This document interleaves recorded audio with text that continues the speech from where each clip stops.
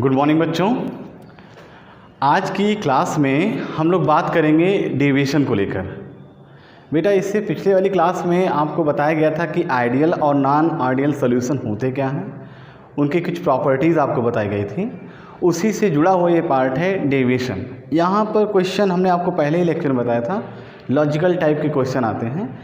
Concept या आपका जो बैकग्राउंड होता है वो डेविएशन होता है। डेविएशन के बेस पर वो लॉजिकल क्वेश्चन वहाँ पर बना के पूछ सकते हैं।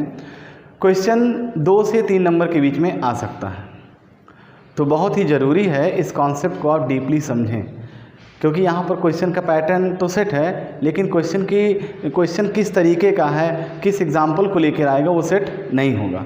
और बच्चे एग्जाम्पल अगर बदल दिया जाए तो घबरा जाते हैं कि ये क्या आ गया। तो आज हम इसी को डिस्कस करेंगे, जिसका नाम है deviation in non ideal solution. जाहिर सी बात है बेटा, जब कोई डेविएशन शो करेगा तो आइडियल कंडीशन को फॉलो नहीं करेगा, तो नॉन आइडियल सॉल्यूशन ही डेविएशन को शो करते हैं। डेविएशन बेटा देखा जाए कुल 2 तरीके के होते हैं, एक होता है पॉजिटिव डेविएशन और दूसरा होता है निगेटिव डेविएशन। तो बेटा सबसे पहले हम समझेंगे कि पॉजिटिव डेविएशन होता क्या है, पॉजिटिव डेविएशन का मतलब क्या होता है। पॉजिटिव डेविएशन का मतलब होता है when experimental vapour pressure of a binary solution is greater than calculated value of vapor pressure, then it is known as positive deviation। आपके पास कोई सोल्यूशन है, कोई बाइनरी सोल्यूशन है, उस बाइनरी सोल्यूशन का वेपर प्रेशर आपने राउल्स लॉ के through निकाला, जिसको हम बोलते हैं कैलकुलेटेड वेपर प्रेशर, और उसी सोल्यूशन का वेपर प्रेशर आपने with the help of experiment lab में आपने निकाला। अब इन दोनों की रीडिंग्स का टैली कराया जाए, और इन रीडिंग्स में अगर एक्सपेरिमेंटल यानी लैब में जो आपने वेपर प्रेशर कैलकुलेट किया है, अगर वो वेपर प्रेशर आपके फार्मूले के थ्रू, राउल्स लॉ के दिए गए फार्मूले के थ्रू निकाले गए वेपर प्रेशर से ज़्यादा हो जाता है, तब इस तरीके के डेविएशन को बोलते हैं पॉजिटिव डेविएशन। बात समझ में?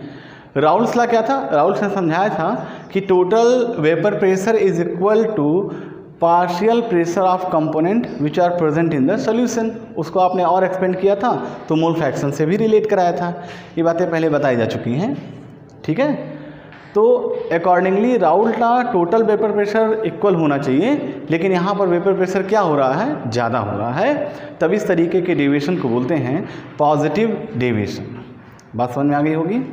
अब हम बात करेंगे इस एग्ज़ाम्पल की। बेटा अभी भी मैंने आपको बताया है कि एग्ज़ाम्पल्स बहुत सारे बन सकते हैं, लेकिन जो ग्राउंड है वो एक ही है बेटा, कॉन्सेप्ट जो है वो एक ही है। अगर क्वेश्चन आता है तो सेम कॉन्सेप्ट को आप प्लॉट करेंगे और आंसर इसी के बेस पर देंगे। एग्ज़ाम्पल से मत घबराइएगा, एग्ज़ाम्पल कुछ भी बना के दिया जा सकता है। तो चलिए आगे बढ़ते हैं। एक सिंपल सा एग्ज़ाम्पल लेके हम डिस्कस करेंगे। एग्ज़ाम्पल आ भी चुका है। अगर पानी को अल्कोहल के साथ में मिक्स किया जाता है, ध्यान देना, अगर पानी को अल्कोहल के साथ में मिक्स किया जाता है तो वहाँ पर पॉजिटिव डेविएशन होता है। अच्छा ठीक है भाई, इस तो हमने बताया डेविएशन होता क्या है, पॉजिटिव डेविएशन होता क्या है, लेकिन इसको कैसे पहचानेंगे, कैसे जानेंगे? तो एक हमने आपको इससे पिछले लेक्चर में एक कैरेक्टर बताया था, डेल्टा एच मिक्सिंग और डेल्टा वी मिक्सिंग। क्या होता है बताया गया था। Delta H means change in enthalpy, delta we means change in volume. Mixing का मतलब आफ्टर मिक्सिंग ऑफ सब्सटेंस, जो कि सोल्यूशन के फॉर्म में होंगे, जो कि लिक्विड के फॉर्म में होंगे, उनको मिक्स करने पर अगर एंथैल्पी में चेंज हो रहा है, अगर वॉल्यूम में चेंज हो रहा है, तो वो भी डेविएशन का एक साइन है। तो बेटा कैसा चेंज होना चाहिए पॉजिटिव डेविएशन के लिए? अगर डेल्टा एच मिक्सिंग की वैल्यू 0 से अधिक हो और साथ ही साथ डेल्टा वी मिक्सिंग का मान भी 0 से अधिक होता है, तब इस तरीके के डेविएशन को भी बोलते हैं पॉजिटिव डेविएशन। अब हम लोग फिर से आ जाएंगे अपने एग्जाम्पल पे। एग्जाम्पल पे बात हो रही थी कि पानी को अगर अल्कोहल के साथ मिक्स करते हैं तो वहाँ पर पॉजिटिव डेविएशन होगा। तो बेटा इसको आप कैसे बताएंगे? तो इसको आप बताएंगे एक्सपेरिमेंटल करके भी बता सकते हैं कि पानी को अगर हम मिक्स करते हैं, वाटर को when we mix with the alcohol, then volume suddenly increase. जो आपका सोल्यूशन तैयार होगा उसका वॉल्यूम क्या हो जाएगा? इंक्रीज़ हो जाएगा। साथ ही साथ वो आसपास के एटमॉस्फेयर से जो एनर्जी होगी उसको अपनी तरफ खींचेगा। ऐसा क्यों करेगा? अपने आप को स्टेबल करने के लिए। तो होगा क्या, वहाँ पर हल्का सा टेम्परेचर भी आपको दिखाई पड़ेगा। तो इस कंडीशन में आप देख रहे होंगे वॉल्यूम भी बढ़ रहा है, यानी कि जो इनिशियल वॉल्यूम था वॉल्यूम बढ़ के चेंज हो जा रहा है, और जो टेम्परेचर था वो टेम्परेचर भी सोल्यूशन में स्लाइटली इंक्रीज़ करेगा। बेटा टेम्परेचर में एंथैल्पी में चेंज होने का मतलब ये कतई नहीं है कि आपका सोल्यूशन खौलने लगेगा, ठीक है, ये नहीं होता।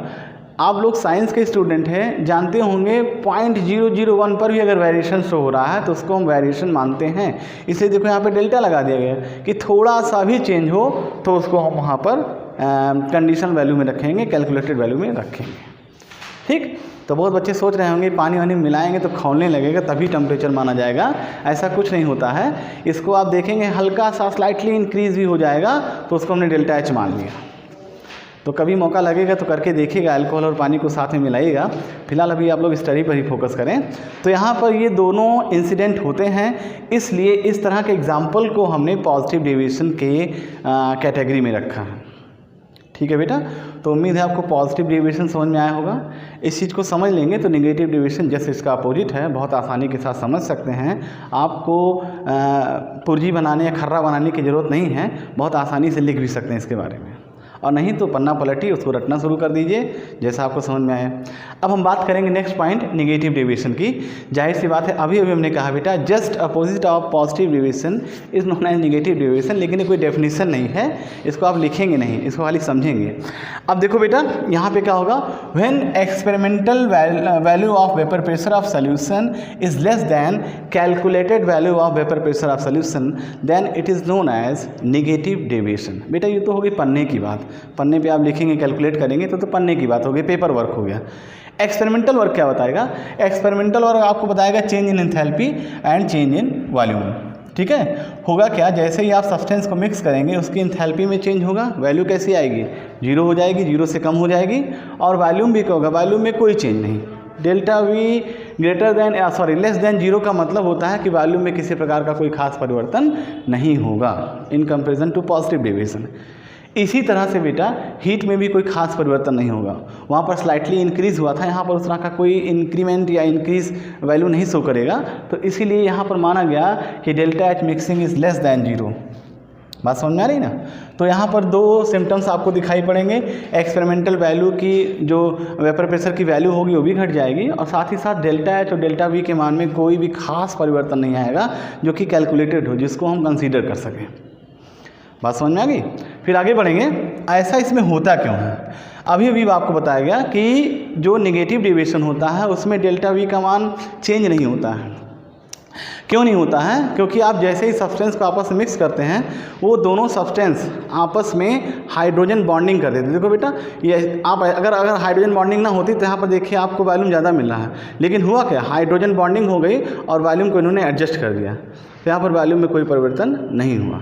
तो आप एक सीधा सा आंसर दे सकते हैं कि यहाँ पर नेगेटिव डेविएशन के केस में जो सब्सटेंस लिए जाते हैं जो कि लिक्विड फॉर्म में होते हैं, उन सब्सटेंस के बीच में हाइड्रोजन बॉन्ड का फॉर्मेशन होता है, और हाइड्रोजन बॉन्ड का फॉर्मेशन होने के कारण उनके वॉल्यूम में कोई परिवर्तन या कोई चेंज नहीं दिखाई पड़ता, ठीक है। और साथ ही साथ यहाँ पर जो डेल्टा एच का वैल्यू होगा वो एक्सोथर्मिक टाइप का हो जाएगा, इसीलिए यहाँ पर जो हीट होगी उसमें भी कोई परिवर्तन आपको सोल्यूशन के अंदर नहीं दिखाई पड़ेगा, इसीलिए इस तरह के डेविएशन को बोलते हैं नेगेटिव डेविएशन। तो बेटा नेगेटिव डेविएशन का सबसे बड़ा पॉइंट क्या है, formation of bond between the substance which are present in the liquid form in a solution, ठीक है। तो ये आपका हाइड्रोजन बॉन्ड का फॉर्मेशन होगा, और प्रॉपर एडजस्टमेंट के कारण यहाँ पर डेल्टा एच और डेल्टा वी के मान में कोई परिवर्तन आपको दिखाई नहीं देगा, इसी को बोलते हैं नेगेटिव डेविएशन। एक चीज़ और रह गई थी, ग्राफ रिप्रेजेंटेशन। अगर राउल्स लॉ के ग्राफ को रिप्रेजेंट करते हैं तो यहाँ पर देखो हमने 2 पॉइंट ले रखे हैं, एक पॉइंट ए है, दूसरा पॉइंट उसी का उल्टा यहाँ पर बना रखा है। ये बेटा सॉल्वेंट की वैल्यू को रिप्रेजेंट करेगा और एक सॉल्यूट की वैल्यू को रिप्रेजेंट करेगा। हमने एक पॉइंट पे सॉल्वेंट की वैल्यू को 1 माना है और उसी के इन पॉइंट पे सॉल्वेंट की वैल्यू को 0 माना है। ठीक इसी तरह से सॉल्यूट की वैल्यू को ए पॉइंट पे 0 माना है और धीमे धीमे उसका मान बढ़ के दूसरे पॉइंट पे 1 हो गया। जब सॉल्वेंट सोल्यूशन के अंदर प्रेजेंट होगा उस समय वेपर प्रेशर मैक्सिमम होगा। तो देखो बेटा यहाँ पर सॉल्वेंट की वैल्यू 1 है, इसलिए वेपर प्रेशर की वैल्यू क्या होगी, मैक्सिमम। तो ये पॉइंट यहाँ पर मैक्सिमम पॉइंट रिप्रेजेंट कर रहा है कि सॉल्वेंट की प्रेजेंस में वेपर प्रेशर का मान क्या होता है, मैक्सिमम होता है। लेकिन जैसे जैसे हम आगे की तरफ बढ़ते हैं सॉल्वेंट की वैल्यू धीमे धीमे घटती हुई चली जाती है, इसीलिए उसका धीमे धीमे वेपर प्रेशर क्या होता है, घटता हुआ चला जाता है और एक हिसाब से 0 तक पहुँच जाता है।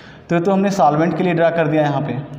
इसी तरह से सॉल्यूट के लिए देखें, इनिशियल स्टेज में जब सॉल्वेंट की मात्रा ज़्यादा होती है तब सॉल्यूट की मात्रा यहाँ पर कम होगी, सॉल्यूट का अमाउंट कम होगा तो उसके वेपर प्रेशर का मान क्या होगा बेटा, कम होगा। लेकिन जैसे जैसे आप सॉल्यूट की वैल्यू बढ़ाएंगे वैसे वैसे सॉल्वेंट का मान घटेगा, तो जाहिर सी बात है सॉल्यूट के वेपर प्रेशर का मान बढ़ता हुआ चला जाएगा। बेटा यहाँ पर दोनों ग्राफ एक साथ ड्रा किए गए हैं, राउल्स ने ऐसा किया था इसलिए हम लोग ऐसा बनाए हैं। ये एक ग्राफ इस डायरेक्शन पे जा रहा है और एक ग्राफ इस डायरेक्शन पे जा रहा है। तो ध्यान से समझिएगा, जैसे जैसे सॉल्यूट की वैल्यू इस तरफ से इंक्रीज़ करते चले जाएंगे वैसे वैसे ग्राफ में वेपर प्रेशर हाई होता चला जाएगा, ठीक है। और अगर सॉल्वेंट के लिए देखेंगे, इनिशियल स्टेज में क्या सॉल्वेंट ही तो रहता है सॉल्यूशन में। सॉल्वेंट की वैल्यू में भाई सॉल्यूट को आप डिज़ोल्व करेंगे एट ए टाइम डिज़ोल्व नहीं हो जाएगा, उसको थोड़ा सा टाइम लगेगा। तो इनिशियल स्टेज में क्या है मात्रा, सॉल्वेंट की मात्रा ज़्यादा है, तो इसीलिए जैसे जैसे सॉल्वेंट की मात्रा कम होती चली जाएगी उसके वेपर प्रेशर का मान भी कम होता चला जाएगा। तो इस तरह से एक ग्राफ आपको मिल रहा है और इस ग्राफ में जो आउटपुट लाइनें यहाँ पर मिल रही थी इनको अगर हम मिलाते हैं तो लगभग एक सीधी लाइन ड्रा होती है जो कि रिप्रेजेंट करती है कि P' और P' की वैल्यू का सम जो है PS के बराबर होता है। यही राउल्स लॉ था, राउल्स ने इसको ग्राफ के थ्रू रिप्रेजेंट किया था। अब डेविएशन में क्या यूज़ करना है, डेविएशन में जाहिर सी बात है वैल्यू ज़्यादा होगी तो इसको ऊपर की तरफ शो कर देंगे, आपकी बुक में बना हुआ है ये पॉजिटिव डेविएशन के लिए है, और वैल्यू कम होगी तो इसको नीचे की तरफ से शो कर देंगे, ये नेगेटिव डेविएशन के लिए हो जाएगा। सिंपल सही बनाना है, काफ़ी क्रिटिकल तरीके से आपके बुक में दिया गया है। तो इस चीज़ को समझ के आप लोग ड्रा करेंगे और दोनों अलग अलग बनाइएगा आप। राउल्स लॉ के लिए तो एक ग्राफ डिस्कस कर सकते हैं लेकिन डेविएशन के लिए आप ग्राफ को अलग अलग ड्रा करेंगे। तो बेटा आज के वीडियो लेक्चर में जो कि चैप्टर सोल्यूशन का आखिरी वीडियो लेक्चर था, उम्मीद है आपको चीज़ें समझ में आई होंगी। किसी भी तरह के डाउट होने पर आप उसको कंसिडर कर सकते हैं। उम्मीद है कि आप अच्छे से बोर्ड परीक्षा की तैयारी करेंगे। तब तक के लिए ऑल द बेस्ट।